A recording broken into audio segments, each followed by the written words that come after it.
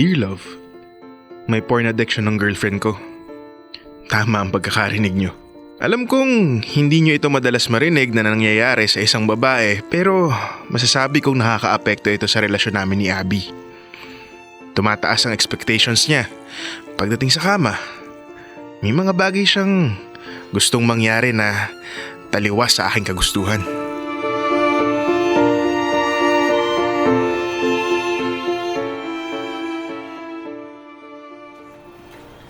Alam mo ba rin Harold, maswerte ka nga sa girlfriend mo, madaming gustong gawin.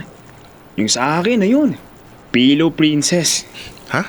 Pillow Princess? Nakahiga lang. Starfish. Walang kilos. Walang anghang. Ikaw naman inirereklamo mo ang pagiging adventurous ni Abby. Maswerte ka. May mga bagay ka bang ginagawa sa girlfriend mo na ayaw niya? Siyempre wala no. Mahal ko yun. Kaya nirerespeto ko yun. Tsaka magaling ako. Alam ko na ang kiliti niya. Ako pa ba ang tatanggihan niya? Benji, may mga bagay ka bang ginagawa sa girlfriend mo na ayaw niya? Siyempre wala no. Mahal ko yun. Kaya nirerespeto ko yun. Tsaka magaling ako. Alam ko na ang kiliti niya. Ako pa ba ang tatanggihan niya?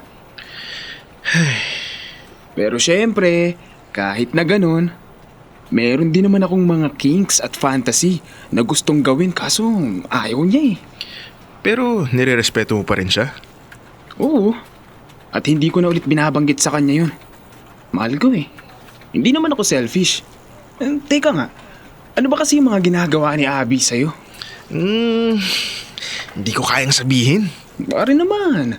Lalaki sa lalaki. Ay, basta. Ano ba nararamdaman mo? Ay, pakiramdam ko namamaliit yung pagkalalaki ko. Kahit na magkasama kami pre, nanonood ng porno. Ang dami niyang gustong gawin ng mga napapanood niya. Kahit na labag sa loob ko. No, anong sinasabi mo sa kanya? Na hindi magandang doon niya ibase ang realidad. Kasi hindi naman totoo yun. Baka naman kasi mabilis kang matapos. Pare naman. Mag-effort ka rin naman kasi. Minsan kailangan mo ring matuto na mag-control. Patapusin mo muna siya bago ka matapos. Kahit na napaka-unrealistic.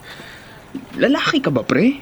Ikaw lang ang lalaking kilala kong nagre-reklamo sa pagiging ganyan ng jowa. Hindi mo kasi naiintindihan, pre. Tama ka, pre. Hindi ko naiintindihan kaya wala akong mapapayo. Hindi ko alam kung anong buong nangyari sa inyong dalawa. Kayong dalawa na lang mag-uusap. Wala lang talaga akong mapagsabihan. Alam kong yan din ang sasabihin nila. Pasensya na, pre.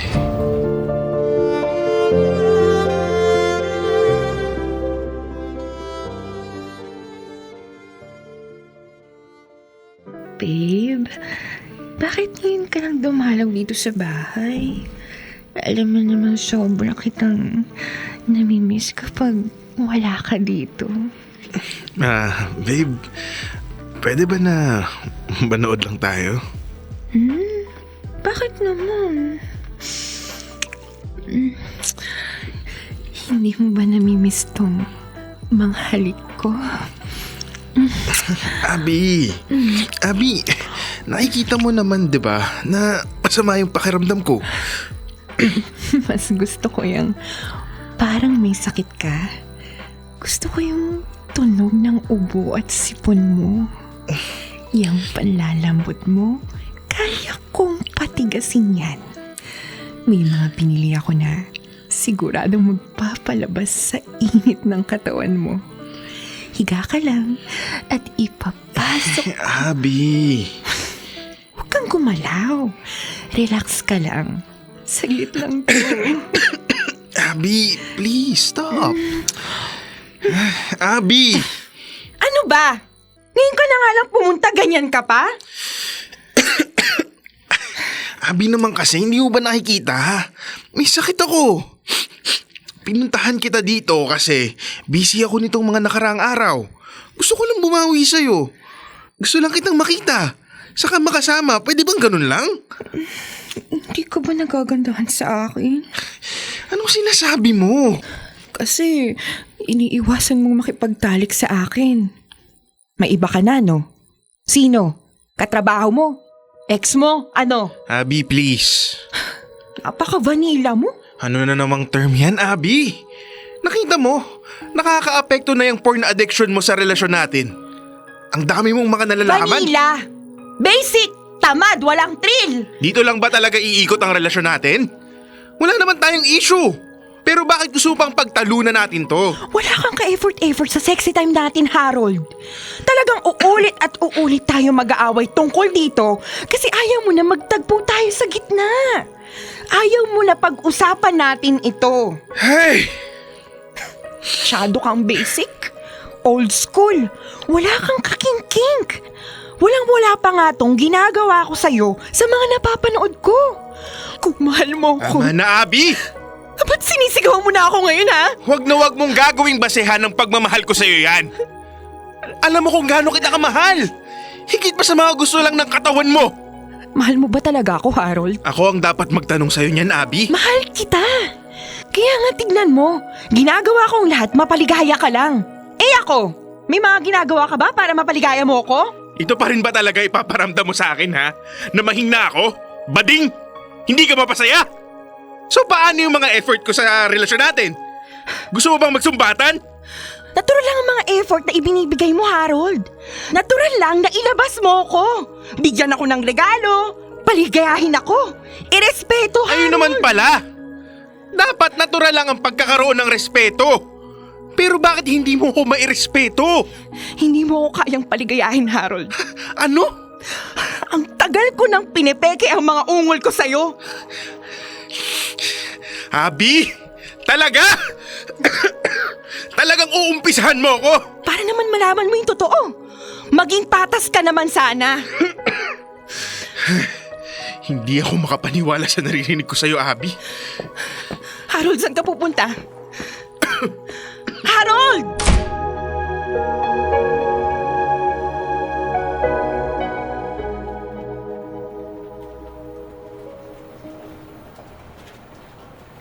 Isang linggo na kayong hindi nagkikibuan ni Abby. Ano? Wala ka bang balak na kausapin yung girlfriend mo? Pre, hindi ko alam kung ako ba dapat yung mahiya sa sarili ko o mandiri ako sa kanya. Malalim na issue yan, pre. Nasabi ko ba sa'yo na may ginawa siya sa akin na nagbigay sa akin ng matinding pag-aalala? Alin yun? Yun yung nilasing niya ako. At nagising na lang ako na nakapatong siya sa akin. May mga kung ano-anong suot sa katawan niya. May suot pa siyang maskara at hawak na mahabang baseball bat. Sa takot ko, napabangon ako bigla. Alam mo kung anong reaksyon niya pagkagising ko? Tumawa lang siya ng tumawa. Natakot ako. Hindi ko maintindihan bakit niya ginawa yun. Ganun ko na lang siguro siya kamahal kaya sinubukan ko na kalimutan at patawarin siya pero... Pare, patawarin mo ko kung hindi kita maintindihan, ha? Hindi ko rin talaga maintindihan trip ng jowa mo. Kung baligtad siguro yung nangyari. Kung ako siguro ang gumawa ng ganon, baka nagsumbong na yun sa pulis. Pre, Mahal ko si Abby. Pero labag talaga sa loob ko mga gusto niyang gawin. o anong balak mo? Kakausapin ko siya sa huling pagkakataon. Kung willing siya na ayusin at pakinggan ako, okay. Pero kung magdudulot na naman ng away, makikipaghiwalay na ako. Sigurado ka. Masakit man, pero... Oo, hindi ganoong klaseng babae ang gusto kong iharap sa altar.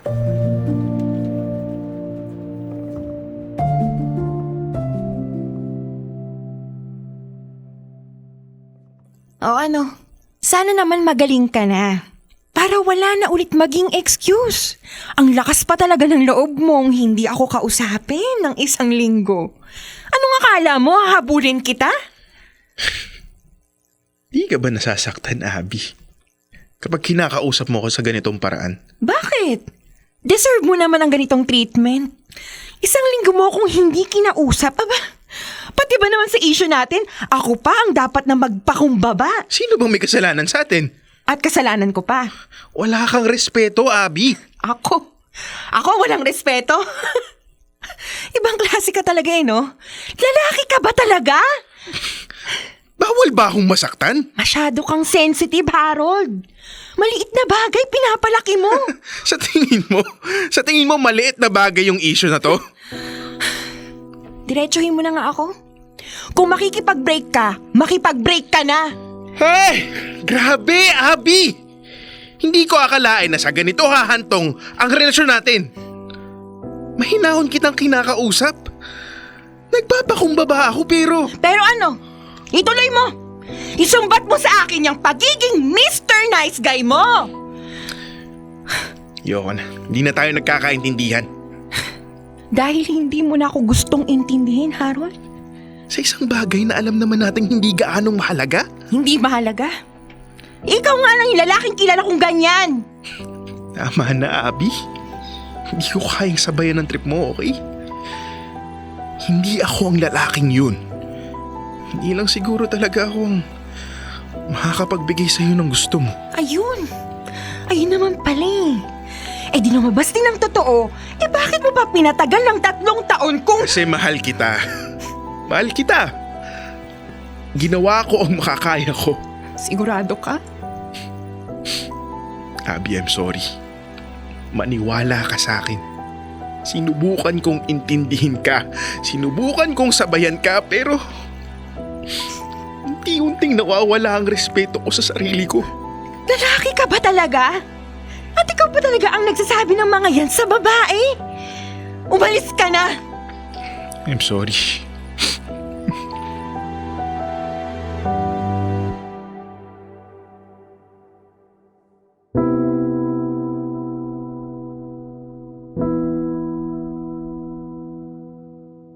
Dear love, wala akong nagawa kung hindi ang humikbi at umiyak habang binabagtas ko ang daan pa uwi sa aking tahanan. Ako bang may mali? Totoo bang mga sinasabi ni Abby tungkol sa pagkalalaki ko? Masakit para sa akin na ganoon na lamang nagtapos ang aming relasyon ni Abby. Gusto ko mang ibigay ng buong buo ang sarili ko. Hindi ko magawa. Dahil sa kaloob-looban ko ay tila may nalalabag sa tuwing kami ay magtatalik. Hindi naging ganoon kadali sa akin nang unti-unti siyang kalimutan. Dahil palagi kong naaalala ang kanyang mga ngiti. Kahit sa kabila pala ng mga ngiting iyon, ay paulit-ulit niyang nadarama na ako ay kulang. Na hinding-hindi ko siya madadala sa minimithi niyang sariling langit.